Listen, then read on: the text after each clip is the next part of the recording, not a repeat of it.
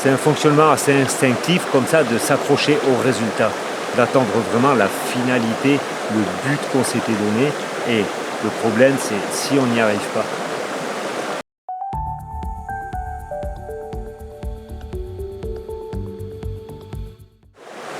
On va pouvoir assimiler ça à un échec. Parce qu'on s'était donné un but, parce qu'il y avait peut-être une mission à accomplir, peut-être qu'il y avait quelque chose à faire. On a essayé et on n'a pas réussi de le faire. Alors,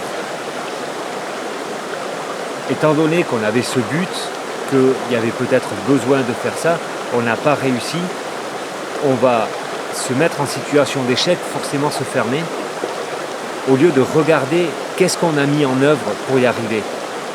Une première chose qui me vient comme ça, c'est se poser la question, est-ce que j'ai mis le maximum de ce que je pouvais mettre? Ça veut dire, est-ce que je me suis donné les moyens, les vrais moyens? Est-ce que je me suis confronté un petit peu? Est-ce que j'ai été au-delà de ce que j'imaginais faire pour pouvoir y arriver? Ça va être une première question à se poser.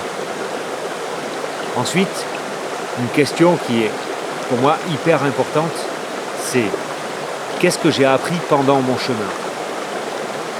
Qu'est-ce que la route pour aller à ce but, qu'est-ce que les actions que j'ai faites, qu'est-ce qu'elles m'ont appris? Et si on mélange déjà les deux premiers points, si je me suis donné à fond et que je regarde quels apprentissages j'en ai tirés, on commence à avoir quelque chose de pas mal pour cuisiner comme ça. Ensuite, une autre chose qui me vient, c'est lié à un point, je ne sais pas trop comment l'aborder comme ça, mais est-ce que j'ai souffert? Est-ce que j'ai réellement souffert dans toutes mes actions, dans tout mon chemin pour aller vers ce but? Ça me vient comme ça parce qu'on a toujours, souvent, il y a la notion, en tout cas de moi comment j'ai été éduqué un peu par l'école, par trucs et tout ça, c'est qu'il faut souffrir pour mériter. Si on ne travaille pas dur, on n'aura pas de bon salaire, on n'aura pas de résultats.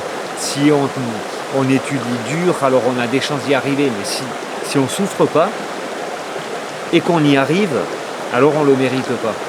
Il y a cette notion-là aussi. Est-ce que j'ai souffert? Et est-ce que j'aurais pu le faire sans souffrir surtout? Parce que cette notion de devoir souffrir pour y arriver, pour avoir un résultat, pour avoir quelque chose, elle est fausse. Ça, c'est clair que c'est pas nécessaire de souffrir et c'est même beaucoup mieux de ne pas souffrir pour arriver. Ça ne veut pas dire que parfois il n'y a pas des choses qui challengent, il n'y a pas des choses auxquelles on doit se confronter.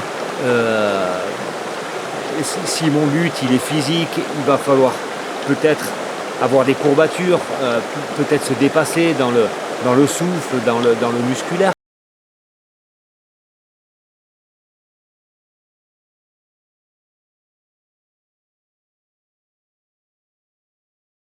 Enfin, ce résultat, est-ce que j'y suis réellement pas arrivé? Est-ce que je ne peux pas recommencer mon chemin avec tous les apprentissages que j'ai faits? Et est-ce que je ne peux pas me féliciter d'avoir fait ce chemin, même si je ne suis pas arrivé au résultat? La chose qu'on pourrait changer peut-être là-dedans, c'est d'abord de se focaliser sur le chemin plutôt que le résultat. Ça veut dire d'être heureux de faire le chemin. Ok, j'ai un but. De quelle façon je vais y arriver? Ah ouais, je vais faire comme ça. Et puis ça va être trop bien de faire ça. Et puis ça va être super. De prendre du plaisir dans le chemin pour arriver au résultat. Comme ça, si j'arrive pas au résultat, si jamais on va pas au bout, ça fonctionne pas, c'est pas comme on imaginait, mais au moins j'aurais pris du plaisir à faire mon chemin. Au moins, je me serais éclaté à apprendre. Parce qu'après, ce résultat, si vraiment il est important pour ma vie, j'aurais eu cette expérience-là, en plus de ça qui aurait été joyeuse, pour pouvoir la recommencer avec mes expériences, et battre le terrain, et refaire, jusqu'à peut-être arriver au résultat, mais en fin de compte, est-ce que c'est vraiment ça l'important? Voilà, le petit partage du jour, et sur ce, je vous dis à demain pour de nouvelles aventures. Ciao.